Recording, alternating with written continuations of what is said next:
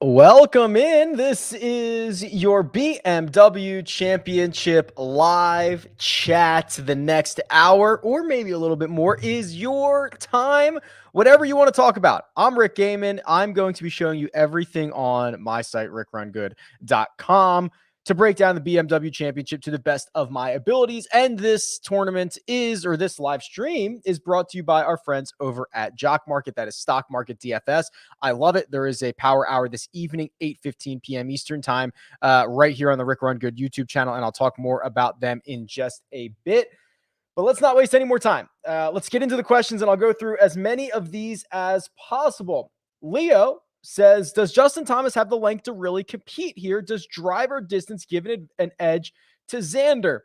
Interesting. In general, I think that JT does, but there's a couple things we can do here. We can go over to the Holy Grail. We can go and we can sort this by, let's say, what do you want to say? Course is over 7,500 yards, because that's basically what we're dealing with this week. And if we take every single player in this field and sort by strokes gained total, Jon Rahm is the best. Rory McIlroy is number 2. Justin Thomas is number 3. Let's mine into some of those recent results.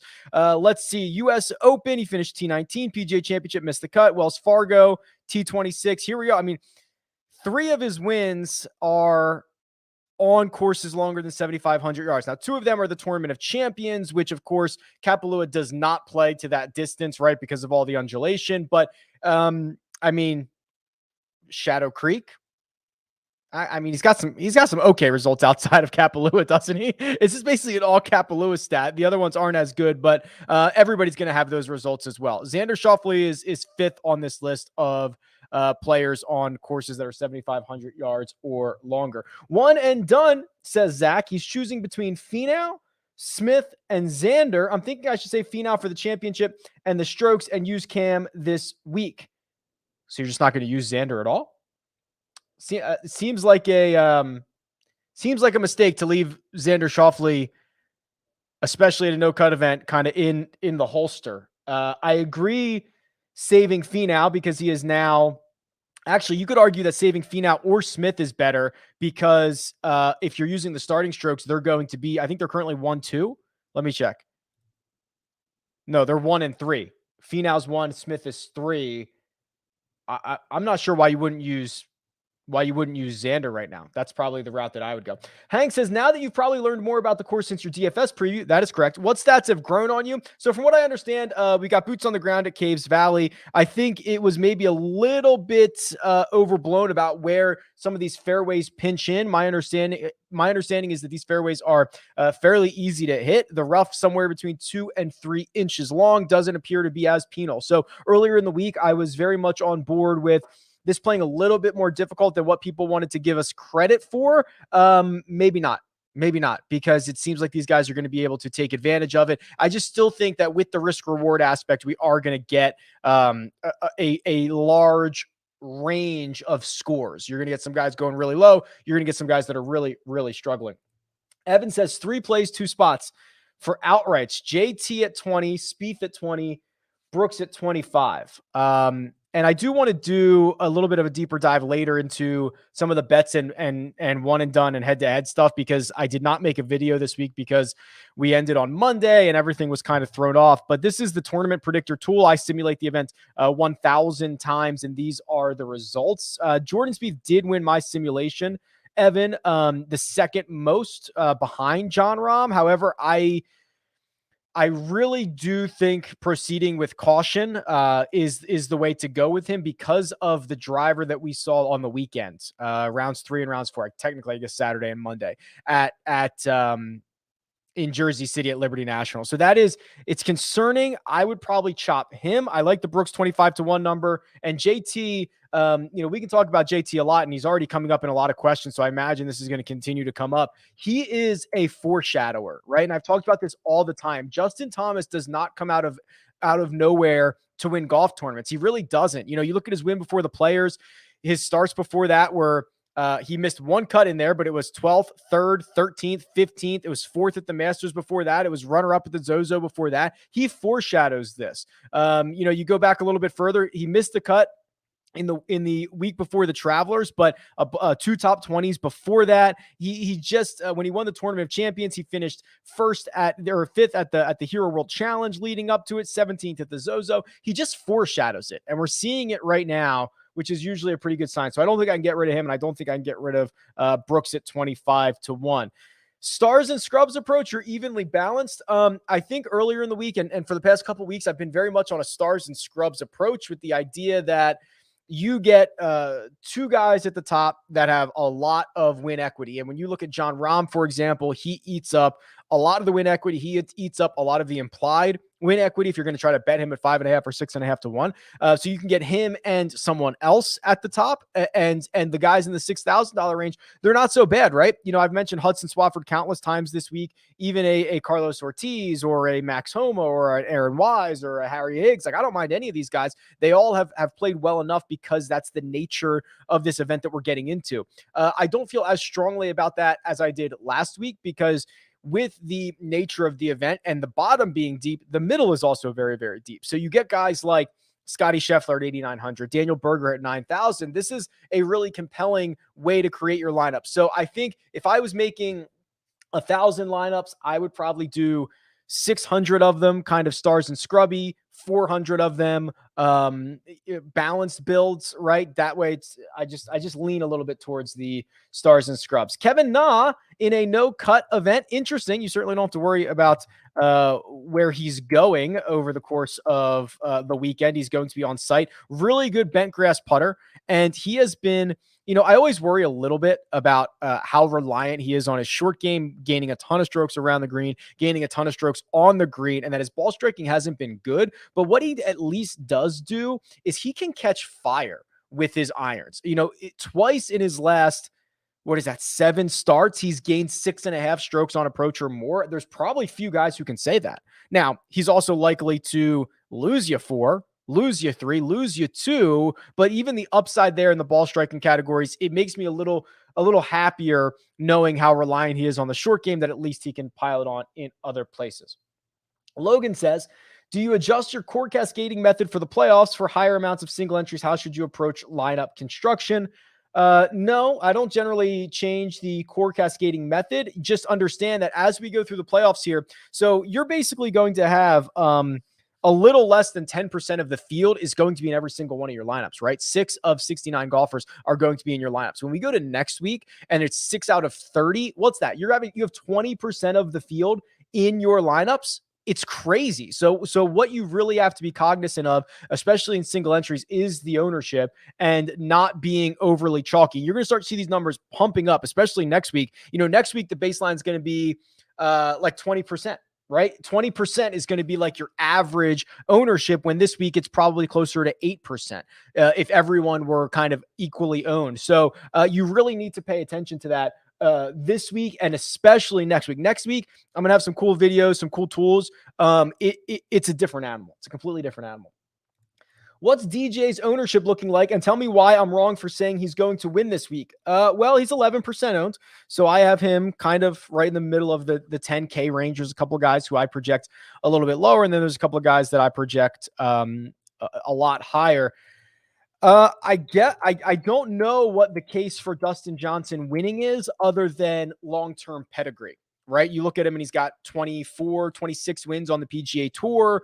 He is the opposite of Justin Thomas, where he does not foreshadow anything, and he is actually one of the more difficult studs to predict. So if that's what you're hanging your hat on, I understand, but this is kind of a really ugly stretch of golf this entire year for Dustin Johnson. Him losing strokes off the tee and on approach at the Northern Trust is the first time he's done that in both categories since the 2019 Rocket Mortgage Classic.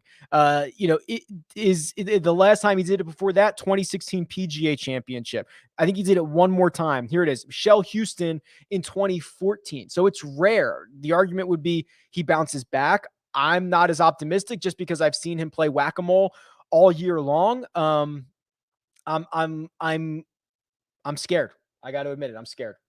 Who outside the top 30 do you see likely finishing inside the top 30 this week? So here are the FedEx Cup standings, and you got to remember, while there's some guys on the bubble here that I think are noteworthy, generally there's not a lot of movement. I think last week only 7 guys from the outside of the top 70 played themselves in. We might only see 3 or 4 this week. That might be a lot. So we're kind of really, when you start getting down past like 37, 38, 39, with the way that the FedEx Cup points are heavily weighted towards the top of the board, one of these guys is going to have to go out and probably finish inside the top 5 to move up. Cam Davis probably has to move up into the top 5. Speaking of Cam Davis, that's probably the guy that I would circle there. He is, when you guarantee him 4 rounds, he can make a lot of birdies. He can make a lot of eagles. This is a course that as the week has gone on, my understanding is that fairways are getting easier to hit and rough is getting less penal. That's a really good spot for Cam Davis. I would, if I only had to circle one of these guys, it would probably be him. Hey, Rick, great content for, wow, I can't read. Hey, Rick, great content on this short week. Thank you. In single entry, could you rank these players in your order of preference? Schauffele, Burns, Answer. Let me look at their ownership real quick, because remember, in single entries, ownership really, the chalky guys get even chalkier. So Schauffele only 9.1%. That's kind of shocking to me. Sam Burns 20. Oof. So in single entry, is probably going to be closer to 30. And then Answer is 4.5. Okay. So I'd probably go Schauffele, Answer, Burns. And I really like Burns. He's very volatile, but I'm not sure I love being on a very volatile golfer who is likely going to be 28 to 32% owned. Answer 4.5%. That's a joke. He just got his start since the win, and that's all good. I like to get that first start under his belt. He can kind of refocus and reset. And then Schauffele, I tweeted this out just a little bit ago. So if you're not following me on Twitter, what are you doing? It's at RickRunGood. And I just added more data to this. Literally, since I tweeted, I added 3 more years of data into this holy grail. So what I'm actually going to do is this. I'm going to clear the yardage thing, and I'm going to go with strength of field over 700. This is an official World Golf Rankings calculation. And this week, I believe the field strength is 719, 713, something like that. When you start getting over 700, that is your major championships. It is your WGC events. It's your playoff events. And just sort by the best players in those fields. And it's Dustin Johnson, Rory McIlroy, Justin Thomas, Jon Rahm. No surprises there. Scotty Scheffler is next. Scotty Scheffler has actually been better in these tough fields than Brooks Koepka. Now, Koepka has 4 times the number of rounds, so that's going to normalize. Scheffler only has 65 rounds in these situations, but look at these results. Since the 2 cuts that he missed, and I'm not even sure he was a pro, so he missed the cut in 2016 at the U.S. Open, missed the cut in 2019 at the U.S. Open. He might have been an AM in 2016. He almost certainly was, right? 2019 probably would have been, he might have been an amateur then too, out of Texas. Once the 2020 season happens, I can't remember when these guys turned pro. But since then, he's only missed 1 cut. That's not going to be a problem this week. He has a lot of top 25, a lot of top 10, a lot of top 5 finishes. He seems to really play well when the best in the world get together. So that's why I would rank them as I did. Jeffrey says, best hour of my week. Thank you. Could you please inform us how many guys will golf in desperation and finish top 5, or since desperate, totally go up in flames? Apparently there's a term for this in NASCAR called checkers or wreckers. It's pretty slick. Yeah, so I guess really the guys that are going to have to do something special are 45 and out. Like, they're going to have to really do something special. The ones that are capable of doing something special, I would note Russell Henley, and I would note Webb Simpson, and maybe Paul Casey. Guys with legitimate winning upside. I'm just kind of looking through here. I think that's the short list.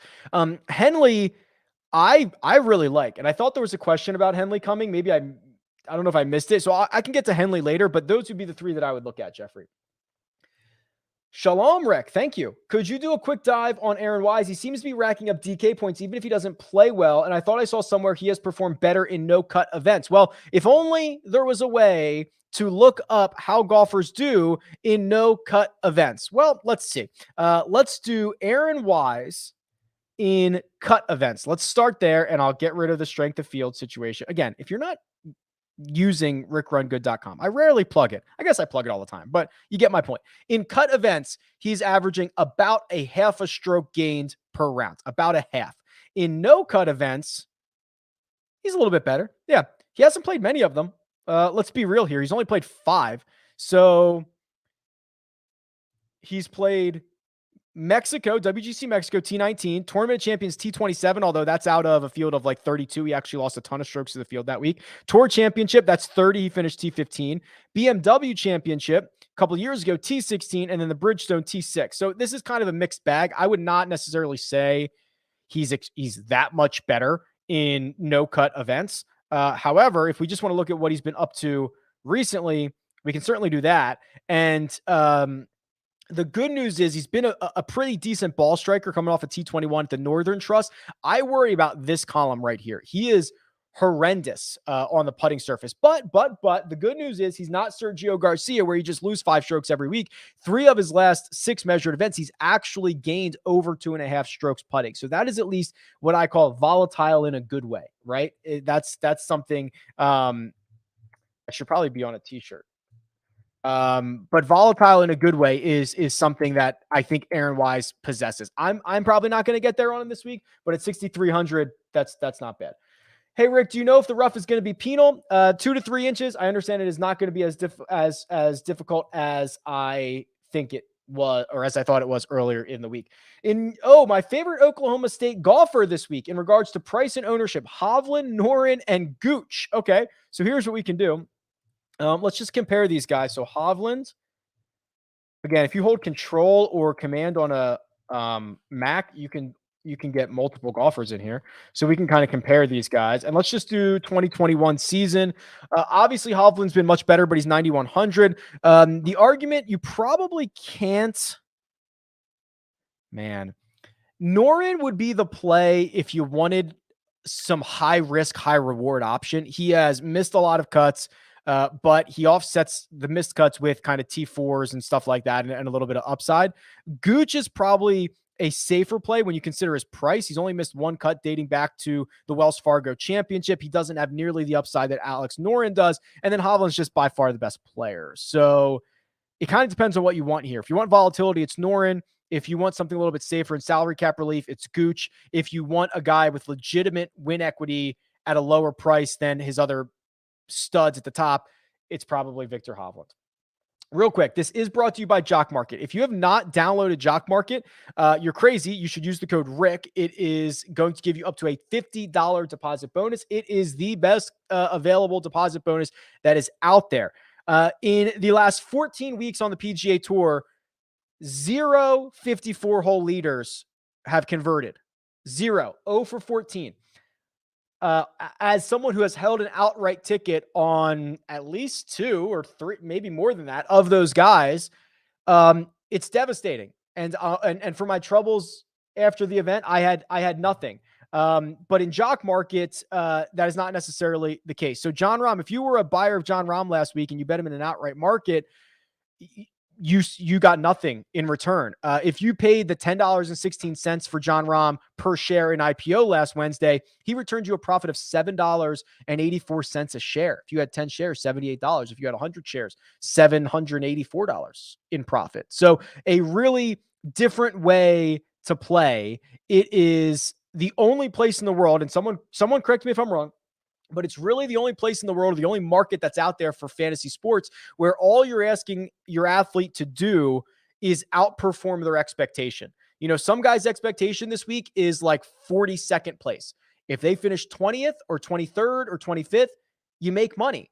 And it's really the only place that you can get that. So I really, really like it because you don't have to take a stand on an outright. You don't have to take a stand on a top 5, top 10. You just have to say, this guy's not being priced accordingly. If you join Joe Idonia and myself tonight at 8:15 p.m. Eastern time on the Rick Run Good YouTube channel, we are going to do the Power Hour where we're going to give away $100. We are going to talk through strategy for this week. It's a really great way to get into it. And of course, with the Tour Championship coming up and football's coming up, I know I don't talk about football often. It is definitely worth your while. Hey, Rick, are you at all concerned about Rory saying he's, quote, a little jaded, a little tired? There's been a lot of golf, a lot of travel. I'm not that concerned. No, I think there's a lot of coach talk, right? There's a lot of just, he can say whatever he wants. He will figure out, he'll figure it out. I generally don't let quotes from players to the media impact me too much. I just don't. We don't know what these guys are thinking. We don't know how they're actually feeling. There are so many times where someone wakes up on Thursday morning, feels a lot better, feels a lot worse. It's just really hard to parse through, and quantifying it is almost impossible. And that's what I love to do. Chris says, "Hey, Rick, love the shows. Watch every week. Thank you. Especially at the no-cut events. If you could show the optimal lineup from the previous year, I think it would help in lineup building." All right, well, so I don't have the optimal lineup handy, but if you are a member of RickRunGood.com, you can always go to the Holy Grail, go to the Fantasy Data tab, go to last year, which would have been 2020, and the tournament, which would have been the BMW Championship, and we can figure this out together because we can sort by DraftKings points, and we can look at their salaries. Whoops, I think I double-clicked. I did. So here we go. John Rahm last year, remember, last year was very difficult. Olympia Fields was very, very difficult. So John Rahm only scored 94 points en route to his victory last year. Now, both he and Dustin Johnson were very expensive. They finished 1-2. So together, let me get my calculator out. Together, they cost, that would be 11,000 for John Rahm plus 11,500 for Dustin Johnson. Could we do the next guys plus 8,500 plus 7,100? I don't think we're going to get there. 8,700 plus 75. No. Okay. So we got to figure this out here. So we got to get rid of probably. Okay. So Harman. So here were the top scorers: Rahm, Johnson, Hideki, Neiman, Finau, Kokrak. That was your top 6. Now we got to get rid of probably, so we got 62 points from Harman at 6,900. He was probably in the optimal. And if we get rid of Finau, we might be able to do this. So let's do 6,900. And again, there's a lot of other combinations here, but let's get rid of that. 7,500, 7,100, 8,500, 11,000, and 11,500. Did I do it? No, I still didn't do it. All right. Well, I'm not going to spend all of our time here. Maybe it's Harman and Connors, and we get rid of Finau and Kokrak. That might do the trick. I don't know, but you can always go check it out for yourself, and I'll do a better job of archiving the optimal lineups. John Jefferson says, "Hey, Rick, who do you like in a large field GPP between Sungjae and Connors? Big fan of your work. Thank you." I actually really like both of these guys. So Connors, very much has flown under the radar this week. And if you're talking about a course that, is longer, and actually I want to look this up because I saw somebody say this. What does Connors actually do on long golf courses here? Again, let's call it 7,400. Just, I don't know what we consider long here. And I want to look at Corey Connors. Yeah, he's actually not bad. He's only got 50 rounds, but let's see. Northern Trust T8, Olympics 13th. He missed the cut at the US Open, 17th at the PGA. I mean, these are decent results, right? These are pretty decent results. So, and he's lost strokes one time since the 2020 Houston Open on courses that are 7,400 yards or longer. I mean, I think that's pretty interesting. Also, I think that we just got tired of backing Corey Connors. I've given this take before. We just stopped playing him for a reason that no one really knows about. He continues to pile up top 20s. I'm all good with that. The other thing about Sungjae is, if you talk about trajectory, Sungjae is seemingly showing us that he's getting better every single week, getting better off the tee, getting better on approach. The putter's getting back to 0, which we want to see it cross over 0 and get back to his baseline, which over 4 rounds is probably closer to a 1. So he's only about 1.8 strokes off of getting back to his baseline with the putter. That's 2 lip outs going in, right? That's not that big of a deal. So I think Sungjae is very, very close. So I'm not going to choose between them. I like them both quite a bit. Playing catch up on one and done. Scheffler or Maverick this week? Worried about Scotty on bent ground. I already talked about Scotty. If you have to make up a lot of ground, I think you have to go with Maverick, unfortunately. It's more game theory now than it is about playing the best player. Any concerns about Answer being driving distance seems to be a key here. Thought 40-1 was a decent number for him. Again, we can kind of continue to roll on this idea of long golf courses and see how Abe Answer actually does. Remember, he does gain strokes off the tee, but he does it in a very different way as everybody else. So let's see if I can find Mr. Answer here. Oh, okay. So here he is. He does okay. I mean, to finish second at Quail, this is getting a lot of comps to Quail. T8 at the PGA Championship. I guess the argument for Answer is that he does better. He does fine on long courses where the rough is penal. And I'm not sure we have that as much as I was hoping for this week. So yes, I think I do have concerns about Answer. With a field this small, what would you set your player pool at? This is my weekly opportunity, and I don't want to point you out because this is a common question. I can't answer this question for you. It is all about your risk tolerance. I like to keep my pool very small, but I understand the risk reward of that. A larger pool is going to allow you to spread things out. Maybe get more back get a little bit back as opposed to losing everything. I can't answer this question for you. Here's a question about Henley that I was looking for. Do you think Henley is okay to fire up, or does he have the yips on the greens? I don't think so. I think he's great to fire up. So the argument or the yips conversation comes back to the 6 strokes that he lost on the putting surfaces at the Northern Trust last week, the second worst putting performance of his career. Do you think he's going to have the second worst putting performance of his career again? Probably not, considering the 4 measured events prior, he had gained strokes on the putting greens in every single one. Still an elite ball striker. I'm stoked about Henley. Let's go. Fire him up. Hey, Rick, BMW is my last event and one and done, and I'm in 4th. Burned all my big dogs. Looking at Henley, English, Cam Smith, Burns, Lowry as my options. Who would you go with? Probably Henley or English is who I would go with. For Rick Run Good, one and done, I have Bryson, Usti, English, Scheffler, and Cam Smith left. Who should I play this week? And do you think I hoarded too many players for the championship?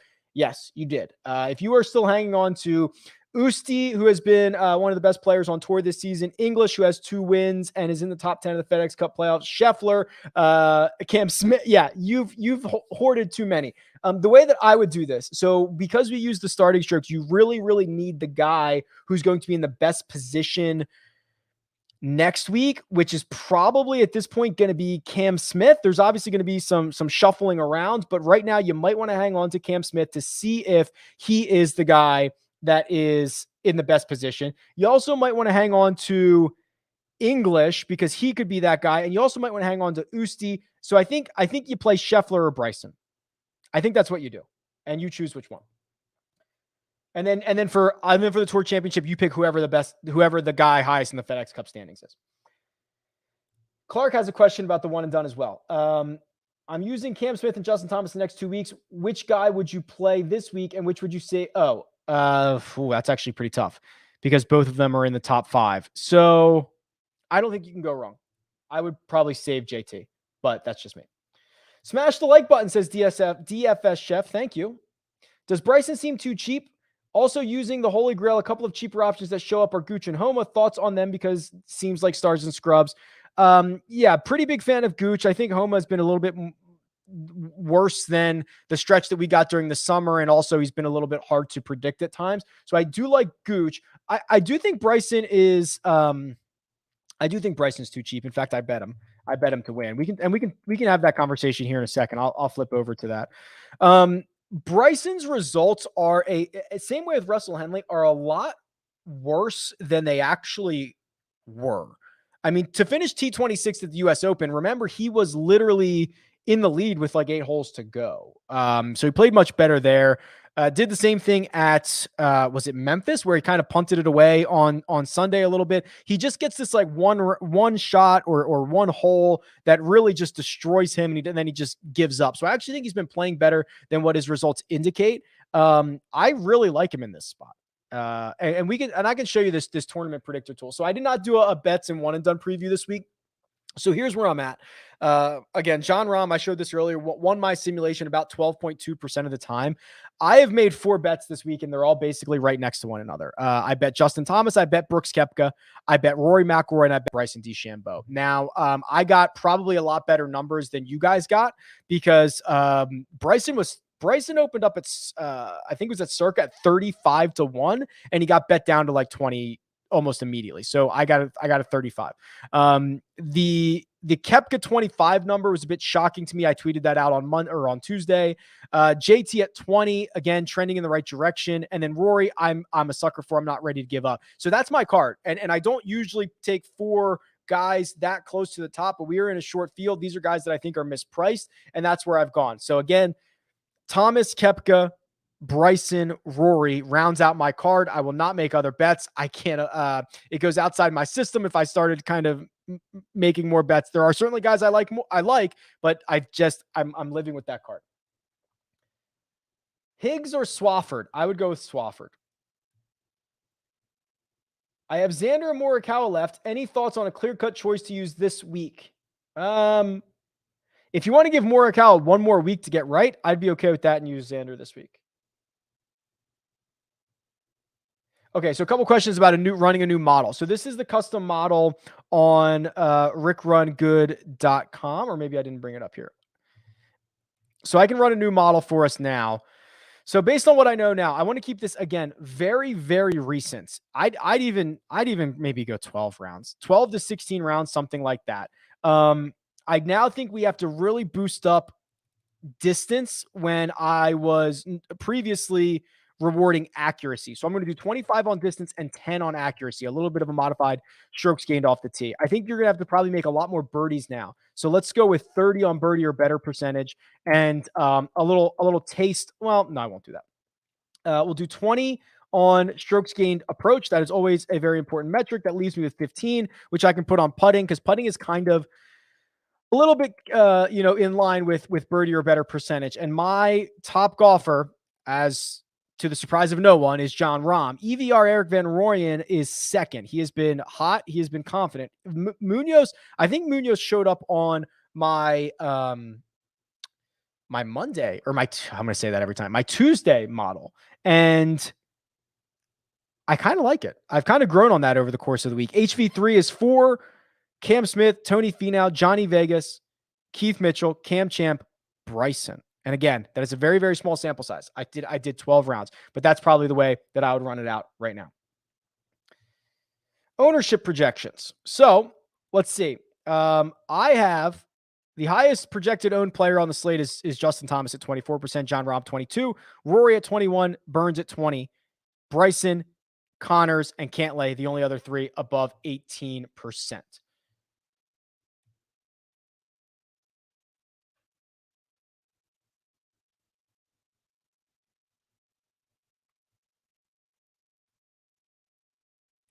I don't know what this is in response to, but someone said, if you get a subscription, you can do as many models as you want yourself. That is also true. You can do that. For my core, pick the best pair. Spieth with Mickelson. Without even looking at what the other pair is, I might just be blindly taking the other pair. Hideki and Harris is the other pair. I think it's Hideki and Harris. I think that Phil is... We saw the outlier at the PGA Championship, and he has not played well in the last 15 months outside of that event. And Jordan Spieth, as much as I love and as much as I could see him winning this week, I'm approaching with caution. I believe that his range of outcomes is significantly larger than many of the others at the top. And if that's what you want, that's great. But I think in this case, it's Hideki and Harris. When does the new Run Good One and Done start? There will not be a one and done. Apologies. It was fun. It was enjoyable. Thank you for all who participated on our end.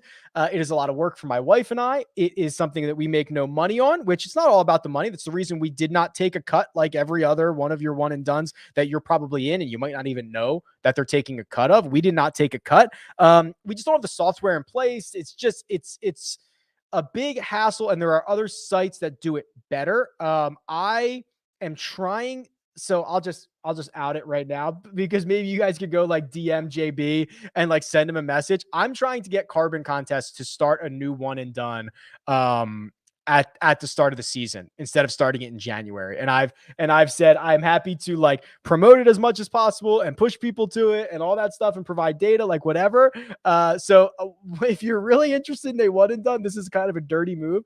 Go tweet at Carbon Contest and tell them you want a one and done that starts in September. JB's gonna kill me, but listen, I want it. I'm happy to promote it. Like I'll do the best. I'll do the best that I can.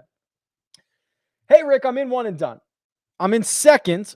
3 million behind. Ooh.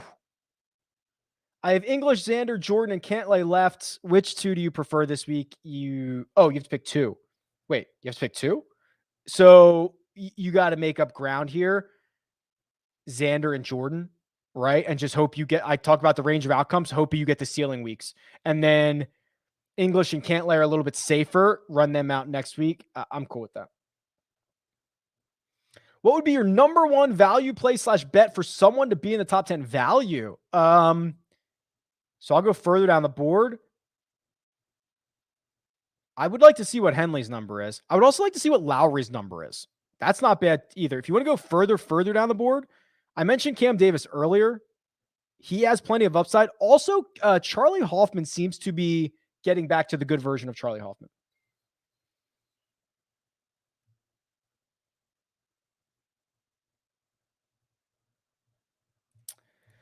Hi, Rick. Who are the best putters on this surface that also have a good birdie or better percent? Oof. That is a question that is kind of in between two tools for me. So I could do the best putters in general, not necessarily on the surface, that have a good birdie or better percentage. Or I could do the best putters on the surface, but not necessarily good birdie or better guys. Ooh, let's do it this way. I'll have to whip up a tool to answer that very, very specific question, but let's do this. I'll do last 50 rounds because putting's kind of, whatever. I'll just sort by good putters and look at the birdie or better rates. So Sam Burns would be basically number one. He's a top 6 putter in this field, and he's one of the top birdie makers in this field. Cam Smith would be another. Jason Kokrak, although his putter has not been as good recently, and Jordan Spieth. Those would be the ones that really stand out to me. What are the chances JT gets to 36 wins by the end of 2029? Asking for a friend. I think your friend is Kyle Porter, and I think you listened to the first cut, so thank you very much for the support. Pretty slim. I mean, 2.5 wins a year in the toughest era of golf that will only continue to get more difficult. I put it at like 9%. I've been overthinking this. Would it not be right to just go Rahm and Bryson and get unique by throwing some darts in the 6K? You'll definitely be unique that way. That's cool.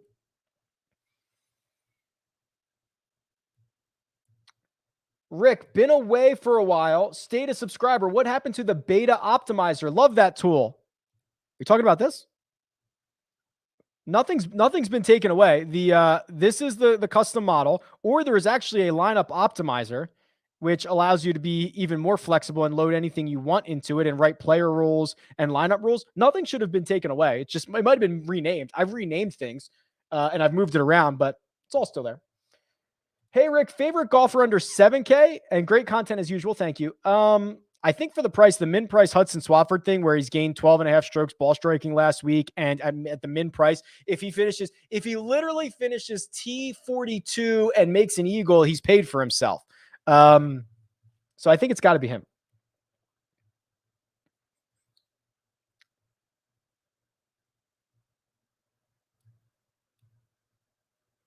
I've answered a lot of these, so I'm going to keep going. Henley, yep, all good on Henley. Would you consider fading Usti after his quotes today? Again, I don't read too much into the quotes. I am worried that he said, the neck continues to bother him and that he actually had to not see him saying one thing and him actually not finishing the Pro-Am and only walking 4 holes is kind of different. That's more action speaking louder than words in the Rory situation.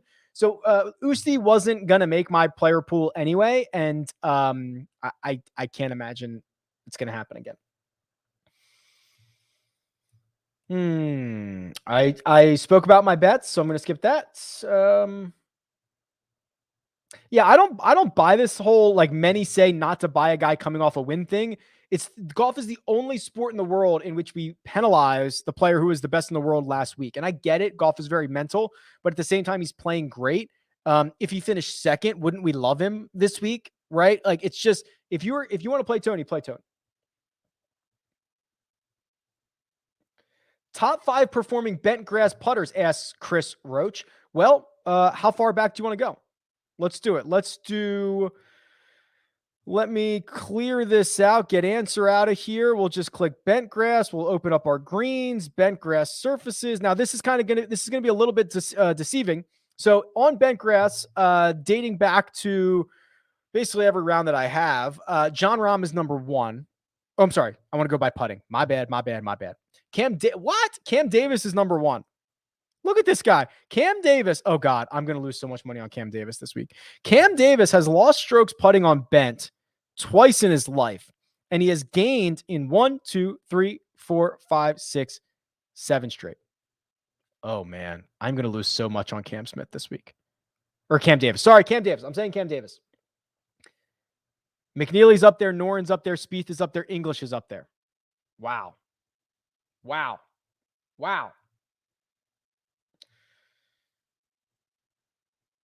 Can we discuss how your player pool can vary in a GPP based upon normal size field tournament or no cut event? So, yeah, the chalky guys are getting chalkier when the fields get smaller. So you are incredibly more incentivized to play the barbells. And what I mean by that is either you like, I would love it if you could tell me every single week all of my guys were going to be 22% owned or higher, or like 6% owned and lower. I'd be thrilled, because I have the good chalky guys who are probably chalky for a reason. And then also I have leverage on the other guys. I think the worst case scenario is you'd have like 6 guys all at 16%. You just have no leverage on anybody. So and I just think it gets more important. Morikawa feels like a fade, but aren't these the weeks that he wins? So take this for what it's worth. And the Morikawa thing is really, really fascinating, because it's the first time in his career that he's lost strokes on approach in 3 consecutive, or 0 or worse. Here's what my understanding of, here's what was reported. Collin Morikawa hurt his back in Tokyo. That's what was reported. The way that I understand that is Collin Morikawa hurt his back in Tokyo, and while the back feels better, he actually needed to adjust some of his fundamentals and change his swing a little bit so that it wasn't hurt, and now he's kind of stuck in that. Well, I know that he missed the cut at what was that at the Northern Trust? Yeah, missed the cut at the Northern Trust, so he has 2 extra days to get a little bit healthier, but I know he has a lesson coming up. He's spending time with his swing coach, and I think they get this all ironed out. I believe Collin Morikawa, if you're willing to take on the risk in a DFS format, is easily the highest leverageable golfer in this field, because he is going to be, I have about 13% ownership. I bet you he comes in lower than that, and also has legitimate, obviously, winning upside. So I'm much more bullish than I think most are. Oh, the next question is, sounds like you have some insider info on the Morikawa injury. Is that true or false? No comment. And will he be featured in your next round of golf vlog? No, but maybe at some point in the future. That'd be pretty cool. Hey, Rick, leading one and done with starting strokes in play next week. Probably you saved too many guys. Yeah, you did. Oh boy. You just have a lot of issues here. So you just got to hang on. You got to hang on to Cam Smith. You got to probably hang on to English. You have to play Burns or Bryson this week, and then whoever's the better one next week.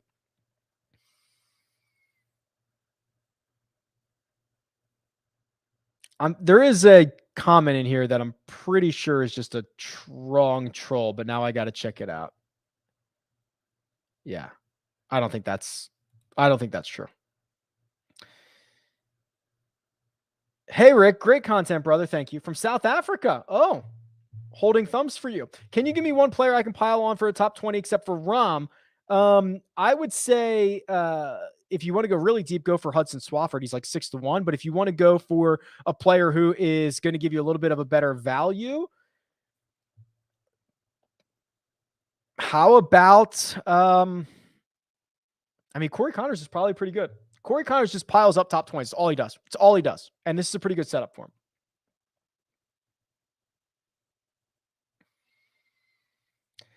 Rick, my man, got a good feeling about Shane Lowry this week. Your thoughts? Yeah, he's been really good on approach. He's been horrible off the tee. I don't mind him at all.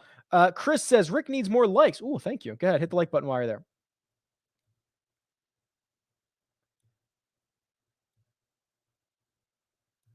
I've answered a lot of these, so I'm going to keep going here.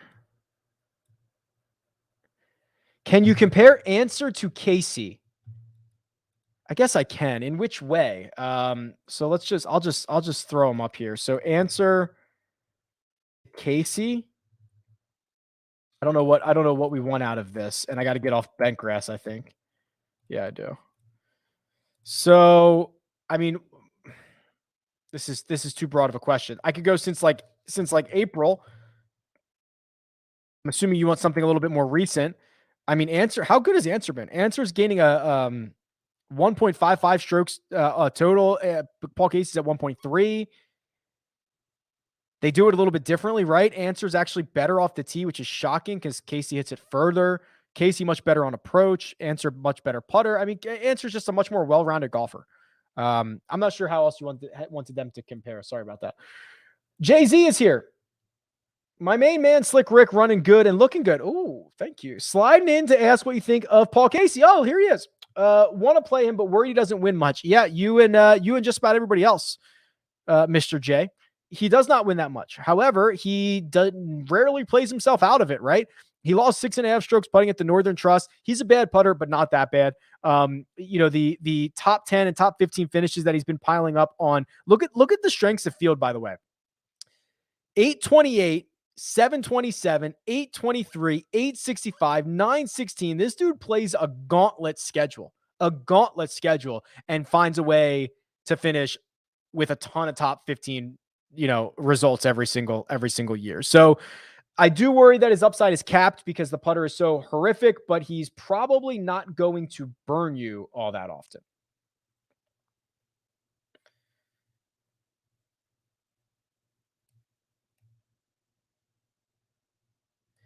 Can you do?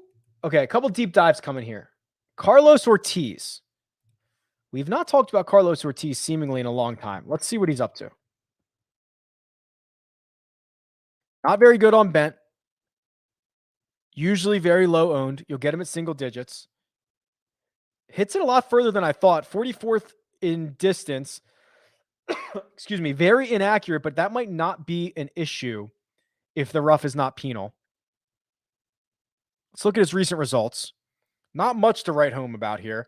And losing in a different category seemingly every single week. That's hard to get excited about. He just looks like so. I mean, last start, loses on approach. Start before that, loses around the green and putting. Start before that, loses off the tee and on approach. Start before that, loses around the green and putting. Off the tee, putting. It's something different every week. That's a little bit concerning. Here's the Munoz deep dive. Munoz is indeed much more volatile, but there's a lot to like here. 1, 2, 3, 4, 5, 6 events in a row he's gained strokes off the tee. This is why he continues to pop up in the model. 7 events in a row he's gained strokes on approach. Again, why he continues to show up on the model. The putter, that can be troublesome for him, but at the same time, it can really be a weapon. I actually think Munoz, generally speaking, is very underrated and underappreciated. I mean, this is a very good stat profile, at least in the last 6 or 7 starts. There was a time earlier in the year from, kind of spring into the start of summer where it wasn't very good, but this is much more impressive. I actually really like the way he's trending, and it makes sense that when I shortened the time frame on these custom models, Munoz was continuing to pop up.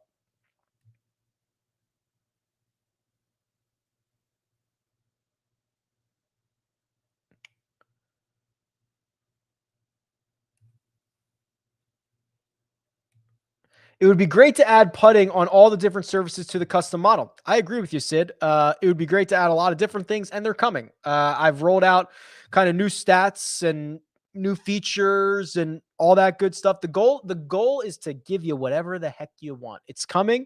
It's coming. Oh, don't make me get on a soapbox. Who has the best proximity on a 200-yard par 3? What happens at 201? What happens at 198? What happens at 197? What if it plays 195 one day and 205 the next? I hate that. I hate those stats. I don't hate you, David. I just hate the stat. Could you break down how you define a player who has, quote, paid for themselves? Oh, I think in terms of me saying that it is in, I think I said in regards to Hudson Swafford. It's in to me that's in regards to value. So value, if you've never done this calculation, it is taking the salary for a player, dividing it by 1,000, and then taking the fantasy points and dividing it by that number. So let me give you a couple of examples here. I'll just show you, like, let's just go John Rahm, right? So John Rahm, and let me get off BMW. I just want to see John Rahm's logs here, and I'll go recently because he's been the man. Okay, so John Rahm at the Northern Trust earned 124 DraftKings points, and he was 11,500. So for every $1,000 of salary that you spent on John Rahm, you got 10.7 DraftKings points back in return. That's a value calculation. So John Rahm, on average, provides 7.7 times value. So if he's $10,000 on average, he would, there's a lot of different ways that you can do this, but would score about 77 DraftKings points. Now, the more expensive a golfer is, the harder it is to kind of get over that that 10 times mark. That 10 times mark is kind of what I go with. Now, you mostly only see that for cheaper golfers. So let's do Sam Burns, because I bet you he has some really volatile weeks. Yeah. So Sam Burns, the last 2 weeks, returned 10 times value and 16 times value. But then he went for 6, 9, 3, 6, 0. I think he withdrew after 5 holes on that one, but 12, 17, 10, 11. So for me, the lower price guys, anything over 10 times value would be great. And then as you start getting more expensive, you could probably get away with 8 or 9 times. Like if John Rahm returned 8 or 9 times value this week, you'd probably be really, really good. Now, so the argument for Hudson Swafford is, okay, if he is $6,000, what does he need? If he returns 10 times value, that's 60 DraftKings points. Can Hudson Swafford return 60 DraftKings points? Well, last week, he scored 98.5. The week before that, he scored 72. Obviously, these are completely course dependent and scoring condition dependent, but last 2 weeks, 16 and 11, 5-3. That's 2 starts before that, 14, 8, and 9 before that. So that's what I mean. I could go down a rabbit hole, but that's what I mean. If you could only pick one for a single entry, would you go Henley or Kokrak? Probably Henley. The Kokrak stuff's a lot of red flags. I guess we have time for this. I mean, I guess we have time for whatever. It's my YouTube channel. Like, do whatever. Who was it? Kokrak. So I love that Kokrak is going to be very low owned this week, but this is a profile that screams to me red flags. To lose strokes off the tee when you are ranked 22nd off the tee this year, and to lose strokes in 3 straight is scary. To lose strokes on approach in 3 straight when you're ranked 64th on tour this year is scary. So to lose in 3 of 4 with the putter when you're ranked 8th on tour in putting this year is scary. And the around the green game always stinks. So this is basically 4 huge red flags for me, which is like 3 red flags too many. Whoops, I lost my spot. Let me see if I can get back to I think I can get back to it. Best round 1 players in the field. Oof, that's an easy one. All right, so we'll go to strokes gained by tournament. We'll open this up to the biggest time frame possible. We'll get all the golfers in there, and we will click on round 1. And we will see that, of course, it's John Rahm, Scotty Scheffler, Dustin Johnson, Rory McIlroy, Sergio Garcia usually gets out hot. Patrick Cantlay gets out hot. Keegan Bradley. There's a name you probably expected to show up there.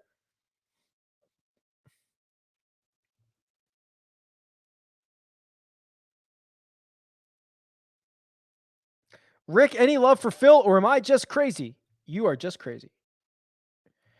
Love the content, Rick. Season-long fantasy. Who are your top 6? Kind of depends on what your format is. But generally speaking, the guys who are really good, who play a lot, like Justin Thomas, I think is really, I don't think he's really good, but he, without looking, I feel like he plays more than others, and he plays like some of those like weaker field events where he's going to be the only guy in the field. So he would probably be in there. Spieth does the same thing. He goes and plays the Texas events, so he's going to like be the odds-on favorite there. Guys that get a knocker like Patrick Cantlay, who doesn't play a whole lot. I'm trying to think who else would be really good. it's the big name players, but then you got to consider how often they're playing.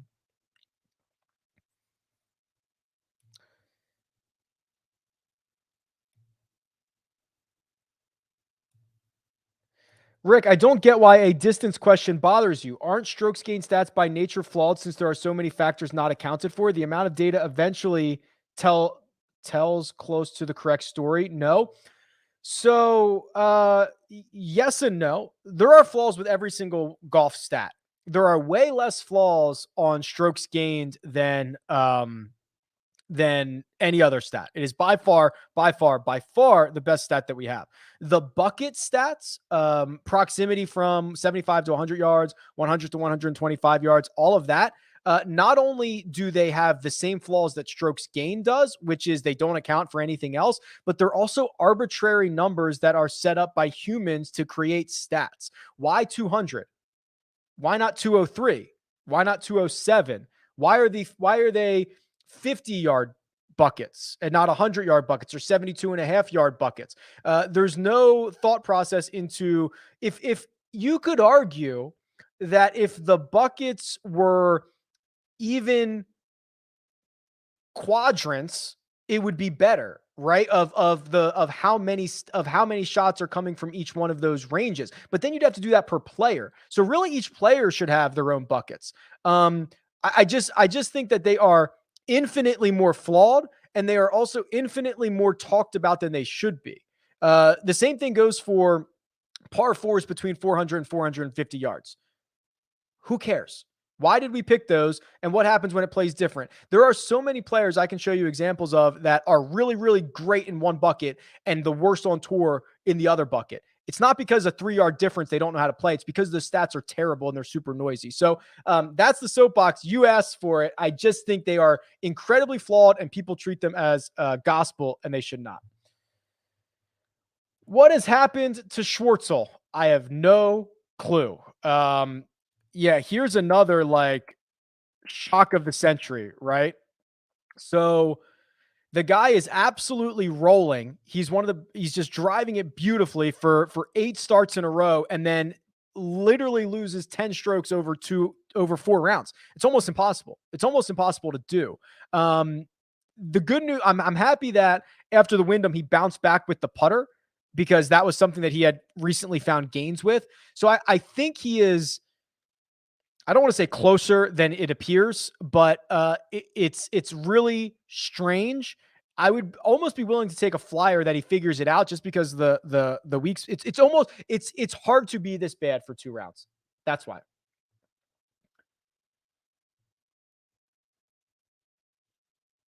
Assuming no injuries at all, who would you pick between Brooks and Morikawa on DraftKings?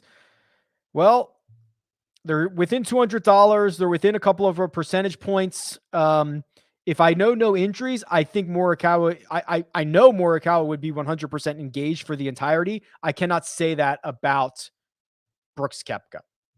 So probably Morikawa. Is Sung Jae your favorite play in the 8K range? I think it's definitely valuable that he's, a flat $8,000. Is he my favorite play? Scotty Scheffler might be my favorite play. He's definitely top 2 or 3 in the 8K range. Are you going to be under or over the field on JT Cantlay Connors? Probably. Well, I've bet JT, so I don't necessarily have to be as overweight on him in fantasy format. So I'll probably be underweight on JT Cantlay and overweight on Connors. Patton Kizzire, I saw a couple questions about him. Let's just do a quick Patton Kizzire dive, and then we can all go eat lunch or do whatever we're getting back to work. I don't know. It's 4:00 for some of you guys. Let's see. Here's Kizzire, and Kizzire is, I don't want to say blessed with upside, but kind of blessed with a little bit of upside here. Very, very volatile. So you look back at the 2 third place finishes, then he goes 3 missed cuts in a row, then he goes 2 top 25s, and it's been kind of wacky since. The unfortunate thing for him is he's kind of lost this putter a little bit. He was 25th on tour in strokes gained putting, and he was really on a great run from the Honda to the Memorial, and we're not anywhere close to that right now. And that's kind of a concern because the rest of his game isn't strong enough to really pick up on it. Finau or Bryson better finish? I guess Finau would be safer. Bryson would be the more volatile option. So in a head-to-head situation, I guess I got to go with Finau just straight up. But comes with Bryson might just win this golf tournament and steal this whole darn thing away from you. Okay, I think that'll do it. This week's what is this live chat brought to you by our friends over at Jock Market. There is another live chat tonight, 8:15 p.m. Eastern time. It's the Power Hour. That is all things stock market DFS. Thank you for tuning in. Always my favorite hour of the week. Hit the like button on your way out. Enjoy the rest of your day. Pet your dogs. Good luck. I'll talk to you guys soon.